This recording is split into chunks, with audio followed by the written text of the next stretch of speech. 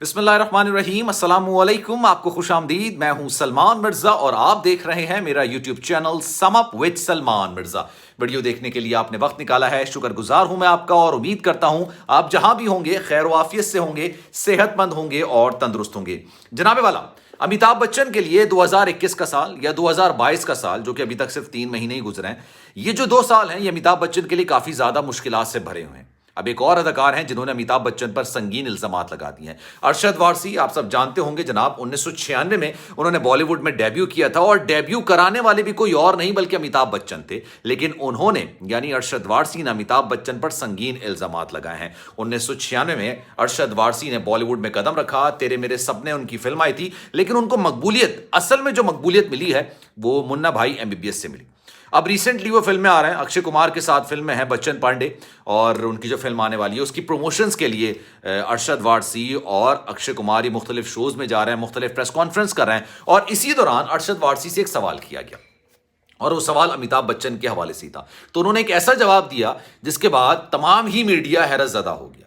तो इस पर आज बात करेंगे, आगे बढ़ेंगे, लेकिन आगे बढ़ने से पहले आपसे गुजारिश है, अगर आपने मेरा चैनल सब्सक्राइब नहीं किया, सलमान मिर्जा ऑफिशियल, मेरे यूट्यूब चैनल को सब्सक्राइब जरूर कीजिए, बेल आइकन जरूर दबाइए। बहुत कम लोग जानते हैं जनाब, अमिताभ बच्चन जिन्होंने पूरी जिंदगी कामयाबियां समेटी हैं, बहुत शानदार अदाकार रहे हैं, अपने वक्त के ही मैन, जबरदस्त हीरो रहे हैं, लेकिन जैसे जैसे उनकी उम्र ढलती गई है वो मुश्किलात का शिकार होते गए। एक वक्त तो ऐसा आया था जनाब, वो बैंकक्रप्ट हो गए थे, उन पर 90 करोड़ रुपए कर्ज था और वो कर्ज अदा उनको बैंक को करना था, जिसको वो नहीं अदा कर सके, और उसके बाद बैंक ने उनके दोनों बंगलों को नीलाम करने का हुक्म दे दिया था।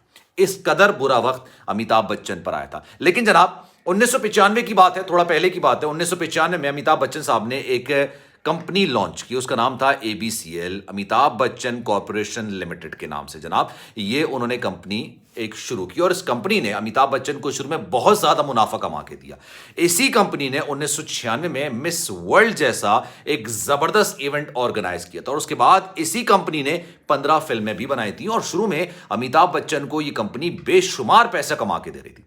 लेकिन उसके बाद फिर इसी कंपनी ने अमिताभ बच्चन को हद से ज्यादा नुकसान करवाया, इतना नुकसान करवाया कि जनाब अमिताभ बच्चन कर्ज की रकम अदा करने के काबिल नहीं रहे और फिर उनको एक तरीके से बैंकक्रप्ट कर दिया गया।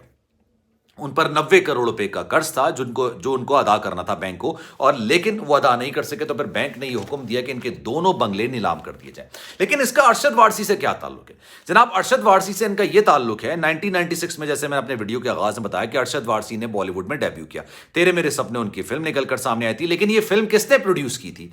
ये फिल्म एबीसीएल, अमिताभ बच्चन की 1995 की बनी कंपनी ने यह फिल्म प्रोड्यूस की थी। यानी अरशद वारसी को बॉलीवुड में लाने वाले कोई और नहीं बल्कि अमिताभ बच्चन थे। लेकिन आपको याद होगा कि जनाब जब अरशद वारसी आए बॉलीवुड के अंदर तो वो बहुत ज़्यादा मेहनत करते थे, अच्छे अदाकार भी थे, हीरो के तौर पर अपने आप को एस्टेब्लिश करना चाहते थे, लेकिन हीरो वाली उनके अंदर कोई सलाहियत मौजूद नहीं थी। साइड हीरो कह लें आप, कॉमेडियन कह लें, कॉमेडियन तो बहुत बाद में निकल कर सामने आए थे, लेकिन उससे पहले वो चाहते थे कि वो हीरो का एक रोल अदा करें। सलमान खान को कॉपी भी उन्होंने बहुत ज़्यादा किया था, वो सलमान खान का ओ जाने जाना जो गाना था उसको कॉपी करने की भी उन्होंने कोशिश की थी, लेकिन जनाब वो इतना ज़्यादा कामयाब नहीं हुए। अब जब सवाल किया गया बच्चन पांडे की प्रेस कॉन्फ्रेंस के दौरान अरशद वारसी से और ये कहा गया कि जनाब आप अपना गॉड फादर किसे कहेंगे, आप किसको कहेंगे जिसने आपको बॉलीवुड में मुतारिफ करवाया और बॉलीवुड में कामयाबी दिलाई, तो उन्होंने अमिताभ बच्चन का नाम दिया। फिर उन्होंने सदमे में, मायूसी के आलम में, अफसोस के साथ भी एक और बात की। उन्होंने पहले कहा कि अगर आप अपना गॉड फादर किसे कहेंगे, तो उसके जवाब में अरशद वारसी ने कहा कि मैं गॉड फादर अमिताभ बच्चन को कहूंगा। 1996 में अमिताभ बच्चन ने मुझे बॉलीवुड में इंट्रोड्यूस कराया, लेकिन मैं उनसे इससे ज्यादा की उम्मीद रखता था। मैं इससे ज्यादा चाह रहा था कि वो मुझे आने वाले वक्तों में भी सपोर्ट करें, लेकिन उन्होंने मुझे सपोर्ट नहीं किया। उन्होंने मुझे एक फिल्म तो जरूर दे दी, लेकिन उसके बाद जब भी मुझे उनकी जरूरत पड़ी उन्होंने कभी मेरा साथ नहीं दिया, कभी मुझे मेरे साथ खड़े नहीं हुए। तो इस वजह से अगर मैं उनको गॉड फादर कहूं तब भी वही होंगे जिन्होंने मुझे बॉलीवुड में इंट्रोड्यूस कराया, लेकिन अगर मेरे पीठ में छुरा घोंपना या फिर मुझे बेसहारा छोड़ देना, आपको समंदर के बीच में ले जाके बिल्कुल बेयार और मददगार छोड़ के वापस किनारे पर आ जाना, अगर यह सूरत हाल होगी तब भी वो अमिताभ बच्चन ही है। मेरी फिल्म का हीरो भी अमिताभ बच्चन है और मेरी फिल्म का विलन भी अमिताभ बच्चन ही है। ये वो बात थी जिसके बाद जो वापस जितने रिपोर्टर्स बैठे थे वो ज्यादा हैरान हो गए। उन्होंने कहा यार ये अमिताभ बच्चन तो इतने बड़े स्टार थे और उन्होंने आपको इंट्रोड्यूस कराया। अब अरशद वारसी शायद एक बात नहीं जानते हैं, उसके बाद एक नई बहस का आगाज हुआ, वो मैं पढ़ रहा था, पूरी बहस गुफ्तगू सुन रहा था। अरशद वारसी को शायद इस बात का अंदाजा नहीं था कि जनाब 1996 में जब उनका डेब्यू हुआ तब अमिताभ बच्चन की कंपनी एबीसीएल बहुत ज्यादा पैसे कमा रही थी। 15 फिल्में उन्होंने लॉन्च की, उन्होंने मिस वर्ल्ड जैसा एक बड़ा इवेंट ऑर्गेनाइज किया, लेकिन उसके बाद वो इतने बुरे हालात में आ गए, वो इतने ज्यादा पैसों के कर्ज में डूब गए, वो इतने ज्यादा बुरे हालात का शिकार हो गए कि जनाब वो किसी और को क्या खड़ा करते हो अपने पैरों पर, वो खुद खड़े होने के काबिल नहीं रहे। इस हद तक मामलात खराब हो गए थे कि जनाब उनके जो बंगले हैं वो नीलाम होने जा रहे थे। फिर उस दौर में जनाब अनिल अंबानी, आप सब जानते होंगे, और अमारा सिंह, गालिबन मैं इनको नहीं जानता, लेकिन अनिल अंबानी और एक और बिजनेसमैन हैं, उन्होंने उनको बहुत ज़्यादा सपोर्ट किया था और उनके बंगले छुड़वाए थे। लेकिन खैर एक बात यह भी है कि अरशद वारसी ने उसके बाद से कभी भी अमिताभ बच्चन के साथ ना काम किया और ना ही काम करने को पसंद किया। अब ये अरशद वारसी की अपनी आना है या फिर क्या मामलात हैं, मुझे इसका बखूबी इल्म नहीं है, लेकिन जनाब कहते हैं कि अगर आपने किसी को बॉलीवुड में इंट्रोड्यूस कराया या आप पे एहसान किया है तो उसका एहसान हमेशा याद रखना चाहिए। और ये भी कहते हैं जनाब, किसी पर एहसान करो तो उसके शर से बचो।